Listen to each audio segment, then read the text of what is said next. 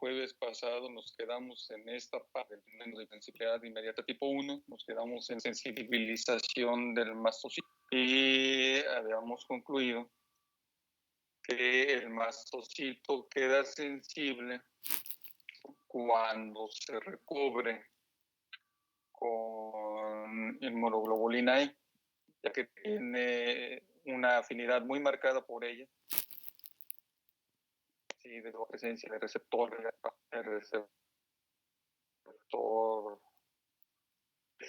epsilon RI.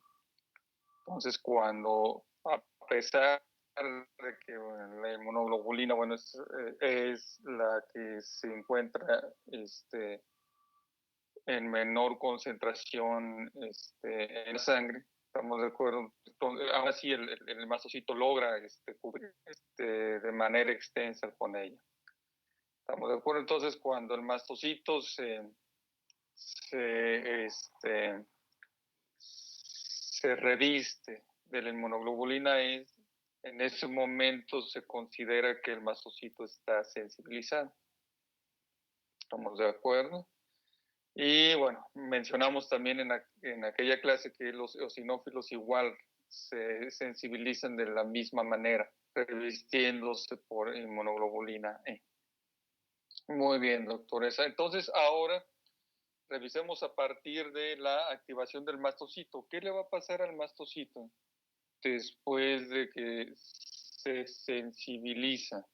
Bueno, habíamos comentado que el mastocito queda sensibilizado a partir de la primera exposición que el huésped, el individuo que tiene esta reacción de hipersensibilidad, se expone por primera vez en toda su vida a un alérgeno específico al cual es reactivo. Entonces, cuando se vuelve a exponer al alérgeno por segunda vez, tercera vez, cuarta vez, etcétera, ¿sí? Esto va a generar que el mastocito previamente sensibilizado se active. ¿Estamos de acuerdo? Entonces va a haber una exposición repetida al alérgeno para el cual es sensible el huésped. ¿Estamos de acuerdo? Ahora bien, la activación del mastocito consiste en que el alérgeno se va a unir a varios receptores a la vez, porque tiene un alérgeno generalmente tiene diferentes determinantes o epítopos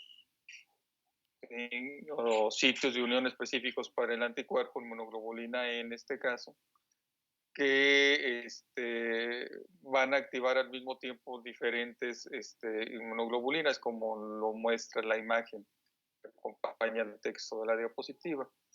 Y esto va a generar una serie de señalizaciones, de señales de traducción celular que van a llevar a que el mastocito libere sus mediadores químicos, aquellos que tiene preformados en sus gránulos y otros que va a formar de nuevo, a partir de la activación o de la segunda exposición al antígeno alérgico.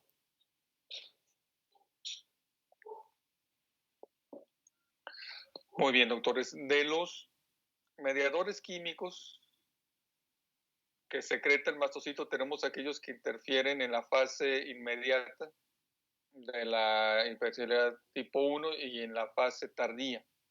Entonces vamos a ver que la hipersensibilidad tipo 1 se divide en dos fases, la inmediata y la tardía. En el caso de la fase inmediata, tenemos la histamina, lógicamente, ¿no? O sea, la histamina que está preformada en los gránulos del mastocito es de los primeros mediadores químicos que va a ser liberado y va a generar vasodilatación. Puede ser que la vasodilatación generalmente es el extremo arteriolar, va a generar aumento de la permeabilidad vascular, contracción del músculo liso y una mayor secreción de moco.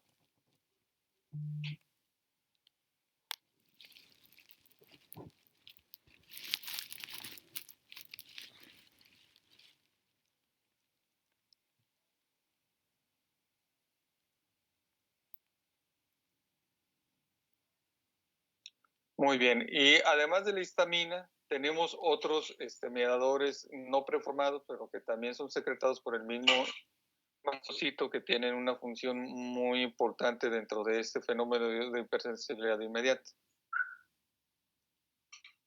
Tenemos factores quimiotácticos para neutrófilos y eosinófilos. Los mencionamos así de manera general porque no vale la pena repetir otra vez inflamación.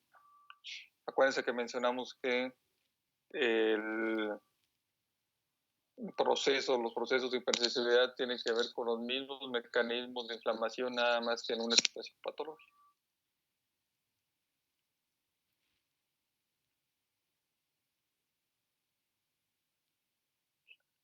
Hay liberación de proteasas neutras, también está preformado, como la triptasa, que por un lado te causa daño tisular, también es importante para la escisión de la cinina, sembradicinina, para la escisión de los componentes del complemento, como por ejemplo C5A.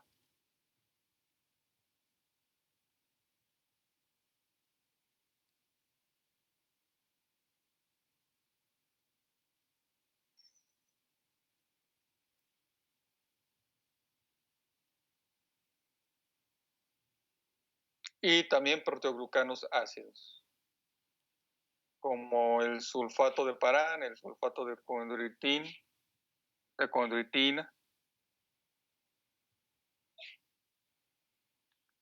que en este caso la función que tienen estos dos sulfatos, el de parán y el de condroitina, es ayudar a la formación de la matriz extracelular en donde se va a depositar la histamina. Y a partir de ahí, en el espacio extracelular, ejercer su función para que la histamina no quede como, digamos, soluble, vamos, en el intestino. Para eso se secretan estos dos químicos propios de la matriz extracelular.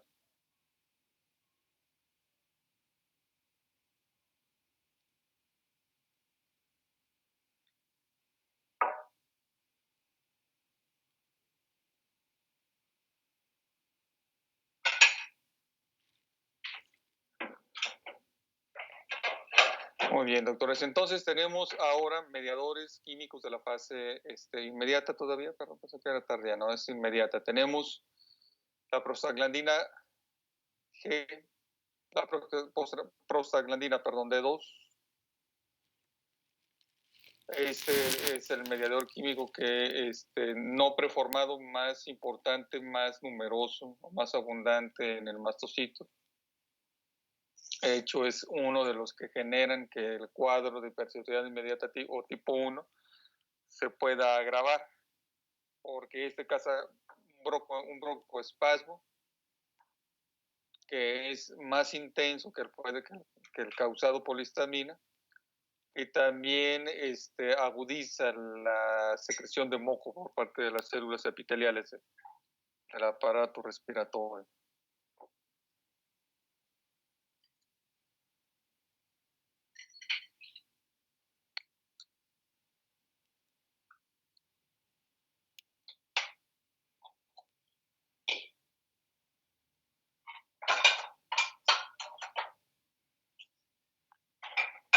Tenemos los leucotrienos C4 y D4, que también tienen efecto vasoactivo. Son espasmogénicas, generan contracción del músculo liso. Son más potentes que la histamina también. O sea, forman parte de los mecanismos de agravamiento de este proceso de hipersensibilidad. Se causan vasodilatación, aumento de la permeabilidad vascular, contracción del músculo liso bronquial.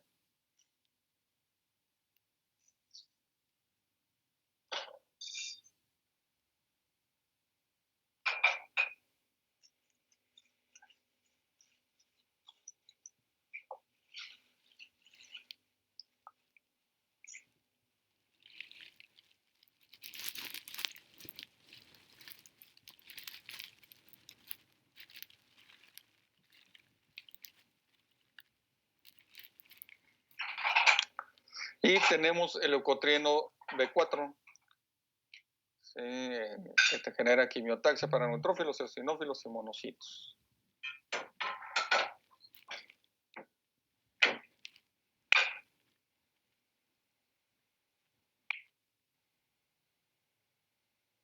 Entonces vamos a quitar esto de acá.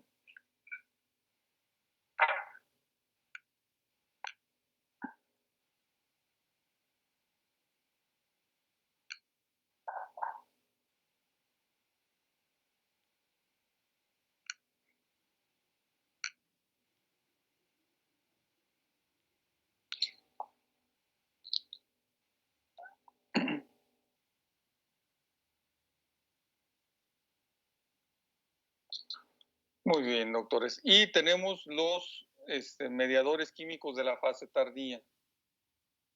Sí, de la fase, digamos, más crónica de la enfermedad. En este caso son mediadores químicos producidos sobre todo por linfocitos y macrófagos. Por un lado tenemos el factor producidos por el mastocito, perdón, que tienen efecto sobre todo en otros clones celulares. No por los linfocitos y los mastocitos y los macrófagos, pero son producidos también por los mastocitos. Tenemos el factor necrosis tumoral. Acuérdense que este es un mediador químico proinflamatorio que te recluta y te activa neutrófilos.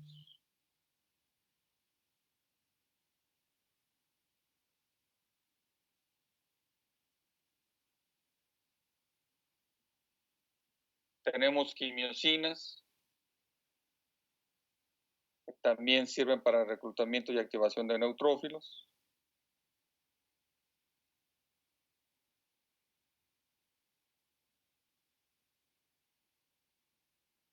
Tenemos interleucina 4 y 5. Estos te van a amplificar la reacción inmunitaria iniciada, ¿estamos de acuerdo? Por el linfocito TH2, mecanismo que vimos en clase pasada.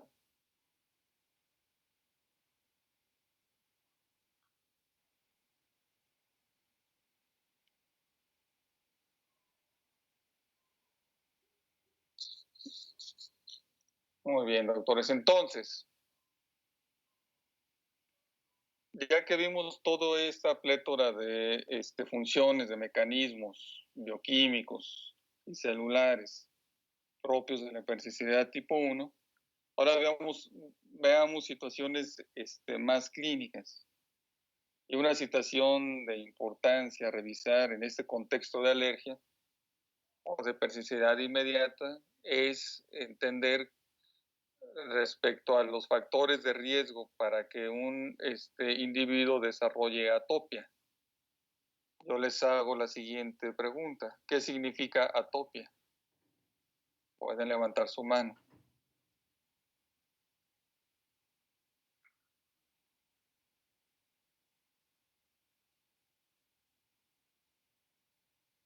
Doctora Yunuen.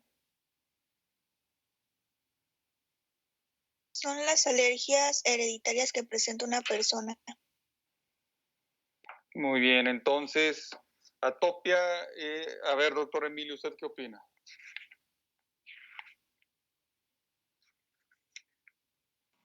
Según yo es la tendencia o el riesgo que tiene como una persona de sufrir hipersensibilidad inmediata. Bueno, es parecido a lo que dice mi compañera Yunón. Muy bien, exactamente es eso, ¿no? La atopia es el estado de sensibilidad o de riesgo a desarrollar una alergia. ¿Estamos de acuerdo? Cuando hablas de un individuo atópico, es un individuo alérgico, como tal. ¿Estamos de acuerdo? Entonces, el individuo atópico es aquel individuo al cual le cuesta trabajo adaptarse a los alérgenos porque es hipersensible a ellos. ¿Estamos de acuerdo? A eso se refiere la palabra atopia. Entonces, los individuos atópicos o alérgicos tienen factores de riesgo que los arrojan hacia esos estados. Se habla, por ejemplo, de que un individuo atópico es atópico o tiene este riesgo porque, por ejemplo, tiene concentraciones séricas en sangre altas de inmunoglobulina E y de TH2 productores de interleucina 4. Como de acuerdo, sería una característica que en estos individuos los pone en riesgo a desarrollar alergia. Es una característica de la atopia. ¿Qué otras características tenemos? Antecedentes familiares de alergia. Sí, que digamos es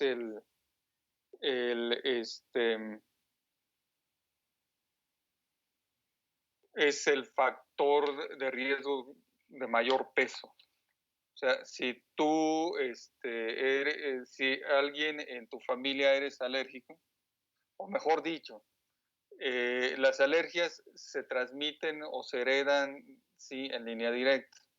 Si tienes un papá o una mamá alérgica, atópica, sí tienes el 50% de probabilidad de que tú lo vayas a hacer. O sea, el 50% de los pacientes atópicos tienen, vamos, a final de cuentas, ese antecedente familiar. Sí, y esto, digamos, tiene mucho peso para que tú desarrolles la hipersensibilidad. Y esto tiene que ver con genes, con los antígenos leucocitarios humanos.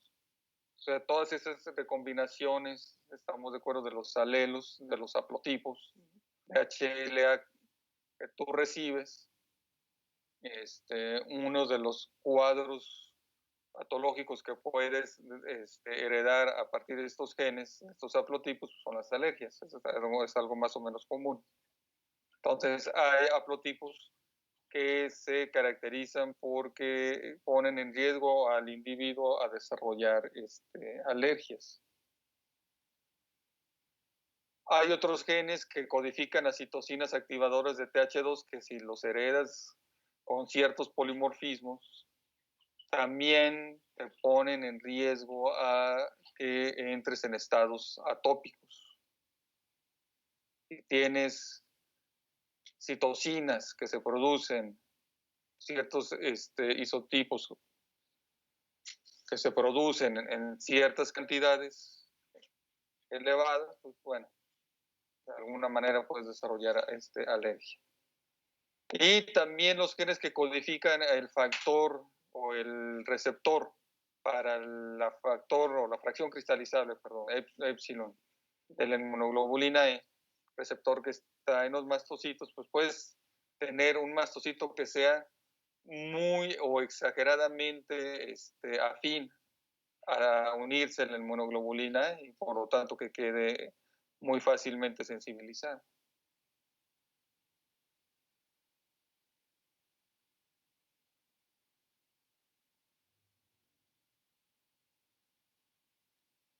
Se habla, por ejemplo, también en la vía respiratoria que tengas ciertos isotipos de una metaloproteinasa denominada ADAM33. Esta metaloproteinasa, cuando se expresa en el intersticio, por ejemplo, en pacientes asmáticos, sería el caso, los hace extremadamente sensibles o reactivos a los alérgenos.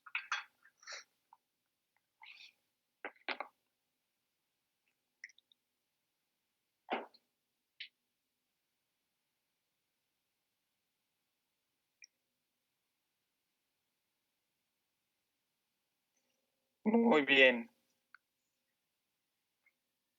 Y bueno, se considera que, o se consideraba, actualmente se sabe que eso no es cierto, estamos de acuerdo, que a veces o generalmente los factores medioambientales son más importantes, tienen un mayor peso que los propios factores genéticos, y esto para el desarrollo de estados atópicos. Y esto tiene que ver con con el riesgo que otros individuos, otros huéspedes, huéspedes que no están tan relacionados genéticamente con nosotros. Estamos de acuerdo, son huéspedes que también pueden desarrollar alergias. Se habla, por ejemplo, que la mayor frecuencia de alergias pues, se da en las ciudades, ¿sí? Contaminadas, en donde, vamos, el ser humano al exponerse a estos contaminantes, pues van a desarrollar algunos de ellos estados de alergia, ¿sí? Y uno esperaría que animalitos que no están tan emparentados genéticamente con uno, si es que los factores genéticos fueran realmente de peso, pues no desarrollarían alergias. Y esto no es cierto, lo desarrollan, porque los perros y los gatos desarrollan alergias. ¿Estamos de acuerdo? Y eso que no estamos emparentados. Ahora bien, huéspedes que pudiesen estar un poco más emparentados genéticamente con nosotros, como el chimpancé, al vivir en áreas remotas, salvajes, ellos no desarrollan alergias, pero por ejemplo aquellos primates que están en zoológicos, en las ciudades grandes, muy contaminadas, como la Ciudad de México, pueden desarrollar alergias. O sea, realmente aquí la carga genética te pone en riesgo, en cierta manera, desarrollar alergias, es un hecho. Pero es más determinante que te expongas a los alérgenos para que tú desarrolles el cuadro de hipersensibilidad. De otra manera no lo vas a desarrollar. Por ejemplo, tú puedes haber nacido, o se puede haber nacido con hipersensibilidad, por ejemplo, al pelo de los animales. Pero si nunca has tenido en tu casa un perro, pues nunca vas a saber si eres alérgico o no, tal vez, ¿no? Si no eres muy afín a acercarte a un perro. El día que convivas con un perro, pues te das cuenta que eres alérgico, ¿sí? Entonces, el exposición o que se exponga al alérgeno es más importante para el desarrollo de la alergia que el propio riesgo genético que se tenga. ¿Estamos de acuerdo, doctores? Y, bueno, factores medioambientales, pues bueno, son todos aquellos alérgenos conocidos por todo el mundo que pululan en el medio ambiente. Tenemos contaminantes, virus, bacterias, que en su estructura química tienen factores de riesgo para la hipersensibilidad inmediata, digamos, virus y bacterias, por ejemplo, después de en el caso de los virus, después de una infección viral de vías respiratorias, hay pacientes que desarrollan asma. Del asma alérgica, pues es una respuesta de hipersensibilidad inmediata. Sí, las bacterias te pueden orillar a desarrollar cuadros clínicos como las dermatitis atópicas, dermatitis alérgicas. El polen, el polvo, el moho, son muchos los alérgenos, ¿estamos de acuerdo? Que pueden hacer que desarrolles esto. Frutas como la fresa, algunos alimentos como el cacahuate, etcétera, ¿no? Y existen cuadros, estamos de acuerdo, también de hipersensibilidad inmediata que no tiene que ver con la inducción de antígenos. Estamos de acuerdo, son cuadros de hipersensibilidad tipo 1, ¿sí? No inducida por antígenos. Y eso es paradójico, bueno, porque se rompe un poco el 30% de los casos corresponden a esta hipersensibilidad tipo 1 no dado por antígenos. Son pacientes que se caracterizan, por lo tanto, bueno, antes de mencionar eso que iba a comentar, no interviene TH2 ni inmunoglobulina E, ¿estamos de acuerdo?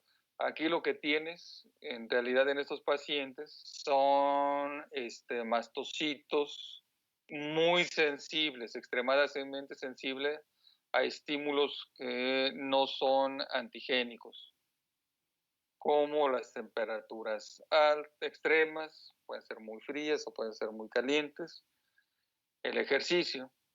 Estamos de acuerdo que hace que los mastocitos desgranulen, sin que haya, sin que hayan intervenido TH2 ni inmunoglobulina E. Eso ocurre, por ejemplo, en personas que hacen ejercicio y terminan todos llenos de ronchas, por ejemplo, de los pliegues de la piel, por ejemplo, de las ingles, ¿estamos de acuerdo? Bueno, eso es por un estímulo mecánico. Estamos de acuerdo que hace que se rompan, se desgranulen los mastocitos.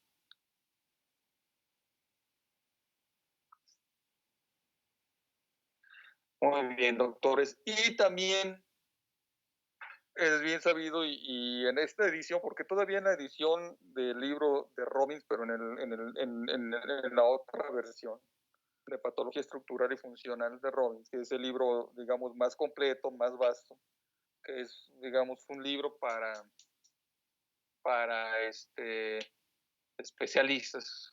Estamos de acuerdo, está excedido para alumnos de licenciatura. Todavía mencionaba que la hipótesis de la higiene no tenía un peso importante como para considerarla como real. En esta versión del libro de Robbins de Patología Humana que estamos llevando, que es un libro más ad hoc para ustedes, menciona cierta evidencia que sí le da cimentación científica a la denominada hipótesis de la higiene. Sí, se menciona, por lo tanto, que en el mundo occidental la frecuencia de cuadros alérgicos ha ido incrementándose a la par de que las infecciones a temprana edad de la vida han ido disminuyendo. Parece que entonces que las infecciones en la edad postnatal y tuviesen cierto efecto o cierta relación con el que el individuo en un futuro desarrolle alergias. Y eso parece que sí tiene una relación. Entonces, ¿qué habla de la hipótesis de la higiene? Bueno, que la exposición al inicio de la infancia o inclusive desde antes de nacer, o sea, en la vida prenatal, antígenos microbianos, te ayuda o le ayuda al huésped a modular a su sistema inmunitario para que en un futuro no se tengan respuestas patológicas o de adversidad inmediata contra esos alérgenos que son muy frecuentes. ¿Estamos de acuerdo? Tú estás rodeado con ellos. Entonces, la hipótesis de higiene te habla de esto. ¿Estamos de acuerdo? Si tú desarrollas infecciones microbianas a temprana edad, posteriormente no vas a ser alérgico, ¿sí?, a esos microorganismos ni a muchos otros alergenos propiamente o presentes, vamos, en el medio ambiente. ¿Estamos de acuerdo?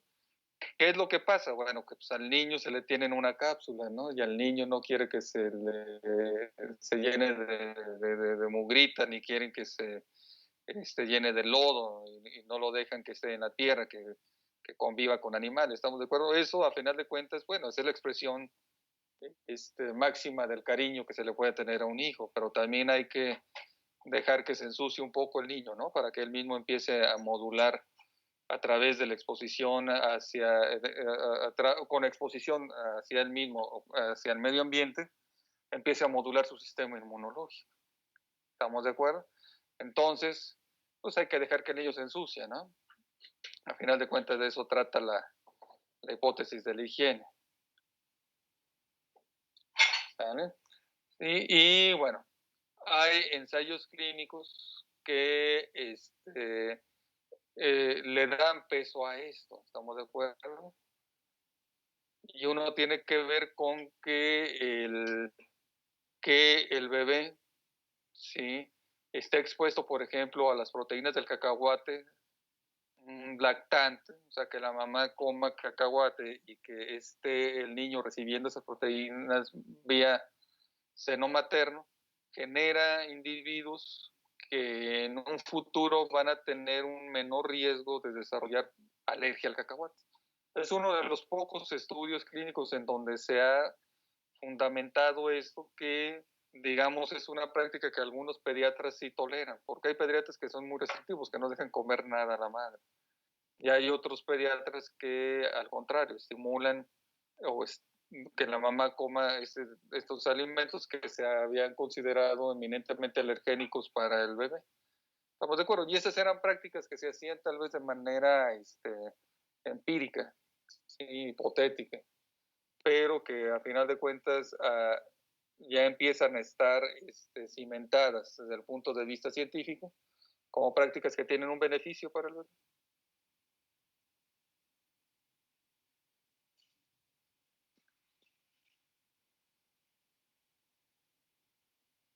Muy bien, doctores. Entonces, ¿cuáles son las manifestaciones clínicas de la hipersensibilidad inmediata tipo 1? Bueno, tenemos la denominada respuesta inmediata que ya habíamos visto. Y en la respuesta inmediata,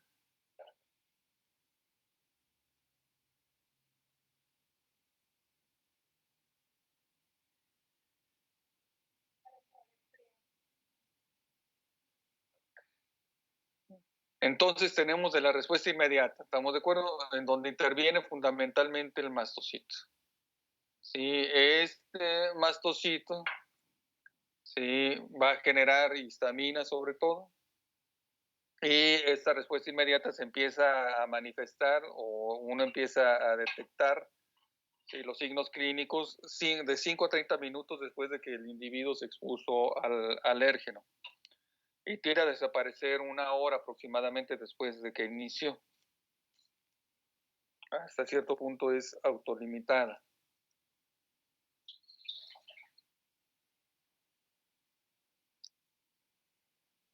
Se caracteriza o va a estar caracterizado por vasodilatación, aumento de la permeabilidad vascular y espasmo del músculo liso. Y ya en esta situación el paciente empieza a tener ciertos problemas respiratorios. No tan graves, pero ya empiezan los problemas respiratorios, digamos, además de las reacciones locales. Ahora bien, ¿qué es lo que le va a pasar al paciente? Pues va a tener en este punto de la respuesta de hipersensibilidad tipo 1, ¿sí?, manifestaciones más bien locales, ¿eh? ¿Estamos de acuerdo? O sea, ahorita las vamos a ver. Y de la respuesta tardía, en la respuesta tardía intervienen ya los neutrófilos, eosinófilos y linfocitos TH2. Suele establecerse de 2 a 8 horas después y te puede durar varias horas o días después de activada.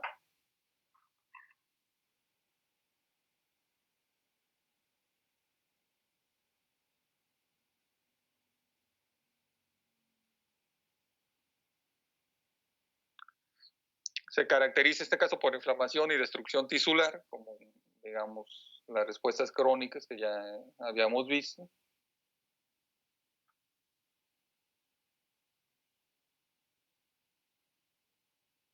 Y todo esto tiene un escenario también a nivel patológico. O sea, a nivel patológico, y esta escamita lo presenta, dependiendo de la temporalidad del avance del cuadro clínico, estamos de acuerdo, pues vas a tener en la fase inmediata, o sea, en las primeras horas, vas a tener una reacción inflamatoria aguda.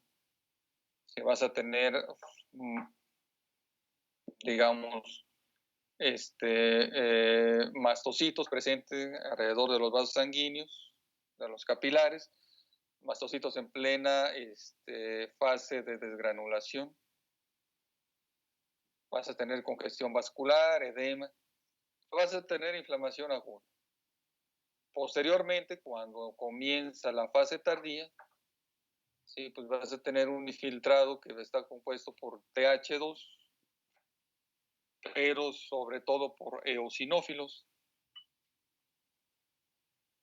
Esto es respecto a las manifestaciones patológicas, ¿sí?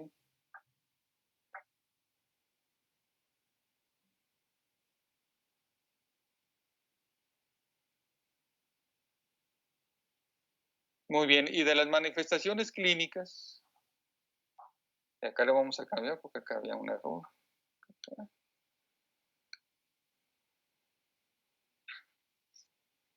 No, sí está bien, vamos a dejarlo así. Sí, de las manifestaciones clínicas, estas se van presentando de manera gradual. ¿Estamos de acuerdo? Estas manifestaciones inician, estamos de acuerdo con, o vamos, corresponden a este cuadro denominado anafilaxia. La anafilaxia es propiamente dicho la hipersensibilidad inmediata tipo 1. ¿Sí?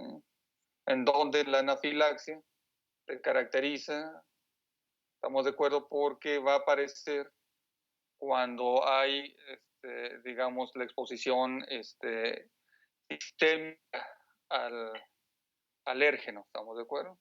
Que es una de las, digamos, posibilidades de activación de la hipersensibilidad inmediata tipo 1. Entonces, cuando hay exposición al alérgeno, ya sea por un alérgeno que se tomó por vía enteral, inyectado o inhalado, que son, digamos, las posibilidades de adquirir un alérgeno que te causa anafilaxia o hipersensibilidad inmediata sistémica.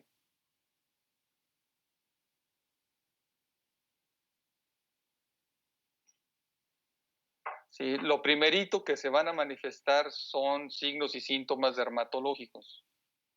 El paciente va a desarrollar prurito, o sea, comezón, en el sitio de entrada y en sitios inclusive hasta lejanos al sitio de entrada del alérgeno, bueno, en este caso que sea un alérgeno inyectado, pero igual si es enteral o respirado también va a haber prurito. Va a haber urticaria, la formación de ronchas y eritema cutáneo. Va a pasar el tiempo, sí, y el paciente va a desarrollar disnea, dificultad para respirar. Y esta disnea tiene que ver con broncoespasmo e hipersecreción de moco. Y también después viene el edema laringio. Todo esto va a cerrar la vía respiratoria y el paciente va a sentir que no puede respirar. Puede haber otras manifestaciones en compañía de la disnea. Puede haber vómito, cólico abdominal y diarrea. En el caso de los alérgenos que entran vía cavidad bucal enteral. Y si eso continúa, si el cuadro alérgico o la anafilaxia no es parada, no es detenida, pues el paciente va a entrar en un cuadro denominado shock anafiláctico, que seguramente ya vieron con el doctor Carlos Sánchez. El shock anafiláctico, como las otras manifestaciones de shock,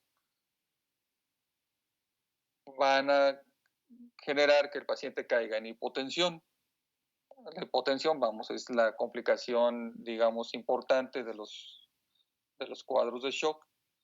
Y esto, pues, le pone o le da un riesgo muy importante al paciente para pues, que muera. Y esta es más o menos la historia natural de la anafilaxia o de la hipersensibilidad inmediata tipo 1 sistémica. Ahora bien, ¿qué es lo que ocurre cuando tienes una reacción local? Una reacción de hipersensibilidad inmediata tipo 1. Bueno, vas a tener también alérgenos que pueden ser inyectados, que pueden ser tópicos. Estamos de acuerdo que pueden ser inclusive hasta ingeridos. O sea, realmente no se tiene conciencia de cuando un individuo, por ejemplo, al veneno de la abeja, a la melitina, va a desarrollar una reacción sistémica o una reacción local.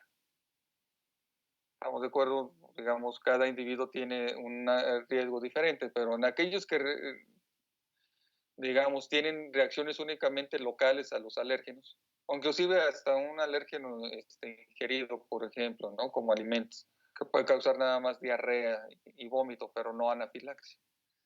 Entonces, las reacciones locales pues, son las mismas que para la anafilaxia. ¿Estamos de acuerdo? Vas a desarrollar prurito, vas a desarrollar urticaria, eritema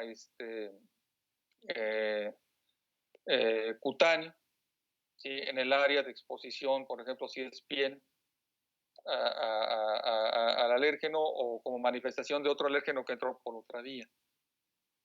¿Estamos de acuerdo? Entonces vas a desarrollar ronchas, puedes desarrollar también estornudo en el caso de los alérgenos que se depositan en las membranas respiratorias.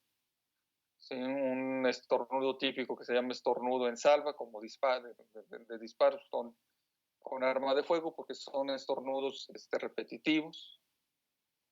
Puedes desarrollar irritación de la conjuntiva ocular, como ocurre en el caso de las conjuntivitis alérgicas. Puedes desarrollar, pudieses desarrollar dificultad para respirar, tal vez, sensación para respirar, pero no sería característico de una reacción local, a lo mejor por insuficiencia respiratoria, pero por inflamación de las membranas mucosas, pero no tanto como una, digamos, anafilaxia por broncoespasmo, ¿sí? Y manifestaciones gastrointestinales, ¿estamos de acuerdo? Pero sin llegar a o tener un riesgo de desarrollar una verdadera anafilaxia, un shock por alergia, anafilaxia. Muy bien, y de las enfermedades que son o están asociadas a hipersensibilidad inmediata, doctores, pues el cuadro que viene en el libro son las más frecuentes. Tienes la anafilaxia, el asma bronquial. La gran mayoría de los pacientes que tienen asma bronquial son pacientes atópicos, o sea, tienen múltiples alergias. Tenemos la rinitis alérgica, la sinusitis alérgica, la conjuntivitis alérgica, las alergias a los alimentos. Esos serían los cuadros, digamos, de hipersensibilidad inmediata más frecuentes. Muy bien, doctores, con esto terminamos el día de hoy. ¿Tienen dudas, preguntas al respecto?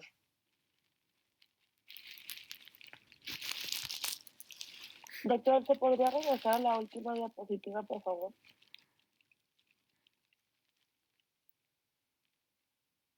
¿A cuál última diapositiva? ¿La última diapositiva con texto? Sí, donde sale el síndrome clínico y todo eso. ¿Esta?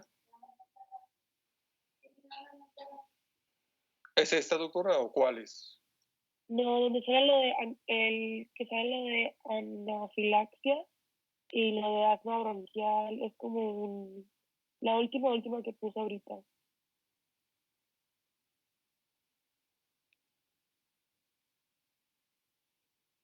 Ahí va, este cuadrito. Sí, esa. Sí, gracias. Ándale. Muy bien, doctores. ¿Dudas, preguntas al respecto?